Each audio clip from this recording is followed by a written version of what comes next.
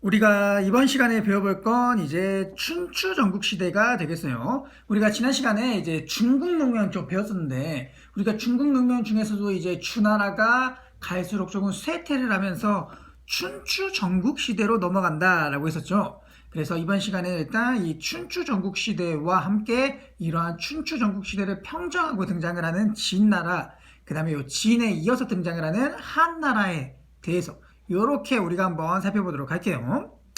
춘추 전국시대가 언제부터 시작이 되냐, 어떤 걸 기점으로 우리가 춘추 전국시대다라고 하냐라는 것은 그 당시 이제 주나라가 수도를 호경에서 나급이라고 하는 곳으로 옮기는 이러한 때를 우리가 기점으로 삼아서 진시 황제, 즉 진이 중국을 통일하는 그때까지의 시기를 우리가 춘추 전국시대다라고 해요. 춘추 전국시대다. 춘추 전국시대다. 그래서 그 당시 이제 주나라가 유명민족, 북방민족들이 어떤 침입을 받게 되고 그로 인해서 수도를 옮기게 되는데 이렇게 수도를 나급이라고 하는 곳으로 옮기는 요 시점을 기점으로 삼아서 진나라가 중국을 통일하는 요 시기를 우리가 이제 춘추 전국시대다라고 하는 거예요. 이러한 춘추 전국시대는 우리가 앞서 봤듯이 주나라가 힘이 약해지는, 즉 주나라의 왕실의 권위가 점차적으로 이렇게 하락되는 모습을 보이게 되고, 그와 반면에 이제 지방에 있던 제후들은 오히려 그렇죠, 각자 독립된 세력을 형성한, 즉 주나라가 이제 약해지다 보니까, 즉 주나라가 지방에 대한, 지방 제후들에 대한 또 통제력 자체가 굉장히 약해지다 보니까 제후들은 따로따로 이제 주나라의 통제 이런 것들에서 벗어나서 각자 독립된 세력, 독립된 나라를 형성하는 이러한 모습을 보이게 되고, 결국에는 이들이 경쟁하는 시대가 춘추 전국 시대가 되는 거예요. 이러한 춘추 전국 시대를 우리가 조금 더 세부적으로 보면은 춘추 시대와 전국 시대로 나눠볼 수 있는데, 그 중에서 이제 춘추 시대에 경쟁을 했던 우리가 대표적인 5개의 나라를 우리가 보통 모아서 춘추 5패라고 하고, 전국시대에 경쟁을 했던 그 7개의 나라를 우리가 모아서 전국 7홍이라고 하는 거예요.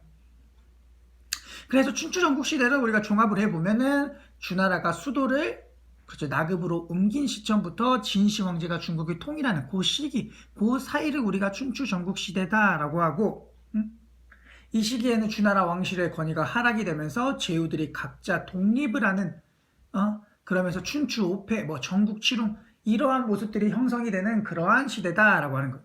그래서 이들끼리 이제 경쟁을 하는 시대가 되는 거예요. 경쟁. 그 다음에는 우리가 이제 춘추 전국 시대의 여러 특징들을 먼저 살펴보면은, 이 특징들. 춘추 전국 시대에는 앞서 봤던 춘추 5패, 전국 7홍과 같은 여러 나라들이 중국을 통일하기 위해서 경쟁을 하다 보니까 이러한 경쟁 속에서 여러 가지 특징들이 조금 나타나게 돼요. 가장 첫 번째로는 이제 이들은 이 당시에 경쟁이 뭐겠어요? 그렇죠, 전쟁이죠, 전쟁. 무기, 철로 된 철제 무기를 사용함으로 인해서 이들이 전쟁을 활발하게 벌이게 되고, 또한 이제 철로 농기구도 만들고, 그 다음에 소를 이용해서 농사를 짓다 보니까 농업 생산력이 높아지게 된다는 것. 우리가 이렇게 소를 이용해서 농사를 짓는 거 우리가 소우, 농사농, 농경농이라고 하는 한자를, 농경이라고 하는 한자를 써가지고 이제 우경이라고 하는 표현을 해요. 우경. 우리가 이제 소를 이용을 하면은 왜 농업 생산력이 좋아지냐? 이 소를 이용을 하면 일단 소 자체가 일반 남성들보다 훨씬 더 강한 힘을 가지고 있기 때문에 농사일에 활용하기 훨씬 더 편하게 되는 거죠. 특히나 밭을 갈 때 굉장히 효율적이에요. 굉장히. 우리가 일반적으로 농사 짓는 모습 생각하면은 이렇게 밭이 있다라고 하면은 이런 식으로 파여 있죠. 이렇게. 여기를 이제 사람이 있고 여기에 소가 있어서 이렇게 줄로 이어서 소 뒤에다가 이렇게 쇠고리 같은 거, 쇠사슬 같은 거 요거 이렇게 달아가지고 소를 쭉 끌고 가면서 밭을 이렇게 갈잖아요. 이렇게 밭을 갈아줘야 위에 있는 흙과 아래에 있는 흙을 이렇게 계속해서 갈아줘야 땅이 훨씬 더 좋아지면서 농사가 훨씬 더 잘 되는 거예요. 이거를 이제 원래는 사람이 하다가 소를 이용해서 하다 보니까 훨씬 더 효율적이고 훨씬 더 잘 되는 거죠. 그러다 보니까 이렇게 농업 생산력이 높아지게 돼. 뭐 어쨌든 이렇게 철로 된 농기구, 우경이라고 하는 요 소를 이용해서 농사를 하면서 농업 생산력도 높아지게 되는 이러한 특징들이 모습들이 나타나게 되고, 또한 이렇게 철로 된 무기, 철로 된 농기구들이 많이 필요하다 보니까 철에 대한 수요가 증가를 하게 되고, 철을 구하기 위해서 광업, 광산업이 발전을 하게 되고, 이러한 광산업을 통해서 광산에서 캐낸 물건을 가지고 광산에서 캐낸 여러 가지 광물들, 물질들을 가지고 필요한 것들을 만들어내는 재련업 같은 것들이 또 발전을 하게 되는 모습을 띠게 돼요.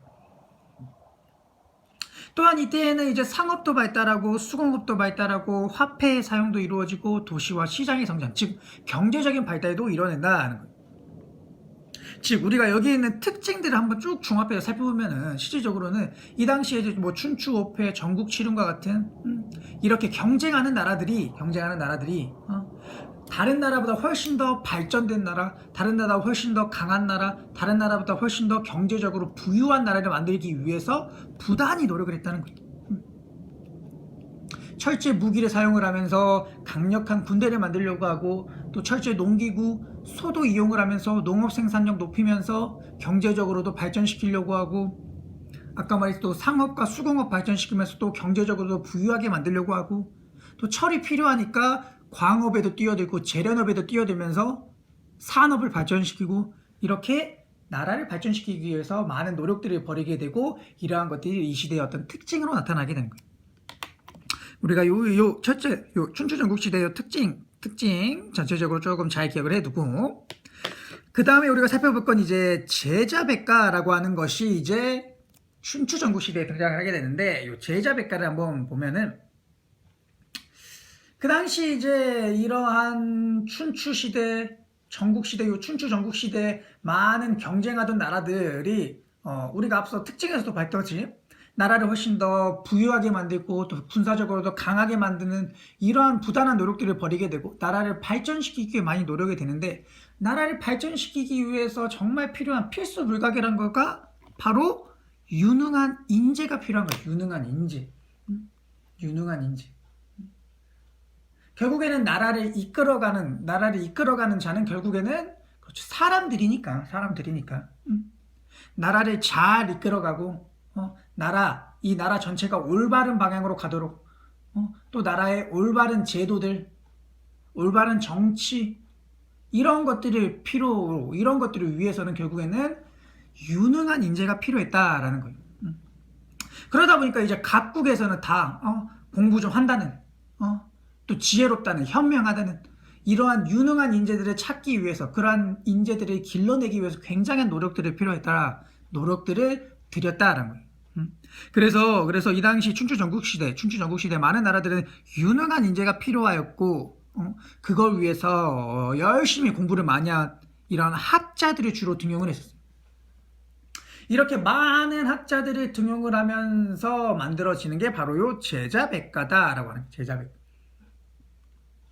제자백가라고 하는 말은 조금 어려울 수 있는데, 제자라고 하는 말은 많은 학자들을 뜻하는 거고, 백가라고 하는 것은 많은 학파, 많은 사상들을 뜻하는 거예요. 즉 이 당시에는 굉장히 많은 학자들이 여러 나라들에 등용이 되면서, 이러한 학자들을 중심으로 많은 연구들, 많은 공부가 이루어지면서 많은 사상들이 등장을 했다는 거예요. 우리가 요거를 이제 총칭해서 보통 이제 제자백가다라고 부르게 되는 거예요. 그러면 우리가 이제는 이 시기에 어떠한 사상들이 등장을 하고, 그러한 사상들을 만들어냈던 학자들이 누구인가를 우리가 조금 세부적으로 살펴볼게요. 먼저 살펴볼 건 이제 유가가 되겠어요. 유가라고 하는 사람. 유가는 뭐 많이 들어봤죠. 유가, 뭐 유교 이런 것들로 부르는데, 사실상 뭐 유가, 유교 이렇게 말은 조금 다르지만 거의 비슷하다라고 보면 됩니다. 그거를 뭐 우리가 중학교 수준에서 세부적으로 조금 나눌 필요는 없고, 유가가 거의 뭐 유교와 비슷하다라고 생각하면 될 것 같아요. 우리가 유교하면 떠오르는 인물 누구겠어요? 그렇죠, 공자가 되겠죠. 공자. 이러한 유가 사상을 사실상 처음 만들어낸 거의 시초격의 인물이 되는 거죠. 그래서 이 유가는 그 당시 이제 공자의 제자였던 뭐 맹자, 뭐 순자, 뭐 이런 사람들. 그래서 이러한 공자, 맹자를 중심으로 한 이러한 학자들에 의해서 이제 육아 사상이 만들어지고 자리를 잡게 되는 거예요. 이러한 육아 사상에서 가장 중요시 여기고 내세웠던 주장들, 논리, 사상들이 무엇이냐? 인, 뭐 예, 충, 효 이런 것들이 중요시 여기는 거예요.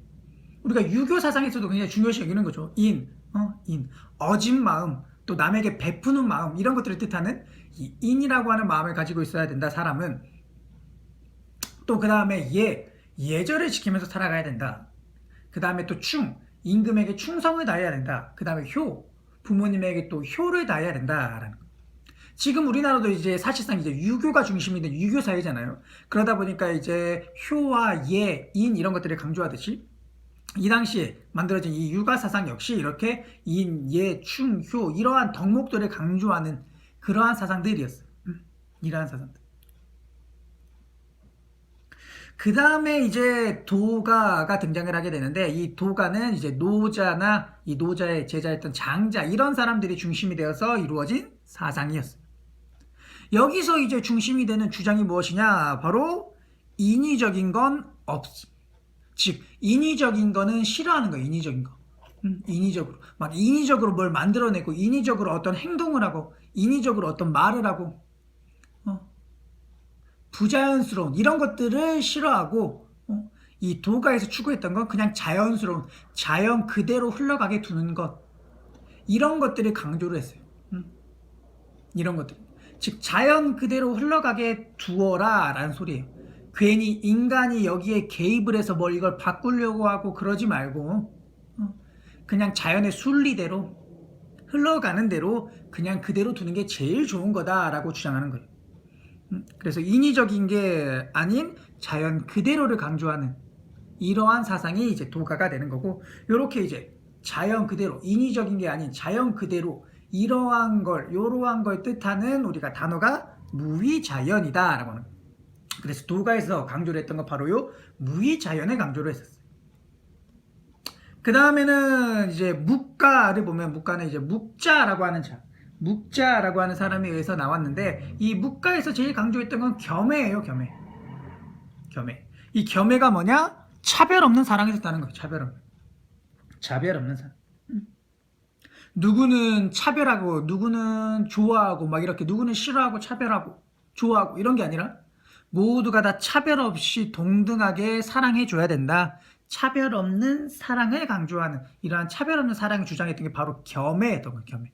이러한 겸해 사상을 강조했던 게 우리가 묵가가 되는 거고, 그 다음에 등장을 한 게 이제 법가예요. 법가는 그 당시 뭐 한비자, 상한 이런 사람들이 강조를 했던 건데, 법가는 법이라고 하는 이름 그대로 나오듯이 법을 강조했던 거죠. 나라의 법이 굉장히 중요하다. 법을 잘 지켜야 된다. 이러한 법을 굉장히 강조했었고, 이러한 법에 따른 상과 벌을 강조했어요.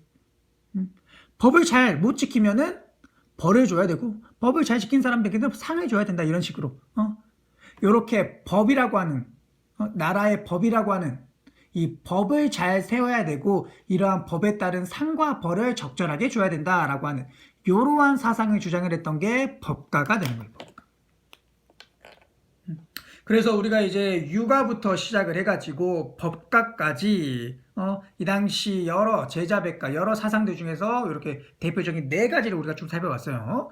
우리가 요거는 조금 잘 기억을 해두는 게 좋아요. 요거는 육아, 도가, 묵가, 법가는 각각이 어떤 학자들, 어떠한 사상들을 주장을 했었는지, 특히나 이러한 사상들은 중국뿐만 아니라 뭐 일본이나 우리나라와 같은 이러한 여러 주변의 나라들에도 굉장히 큰 영향을 끼치는 그러한 사상이었기 때문에 굉장히 잘 좀 기억을 해둬야 돼요.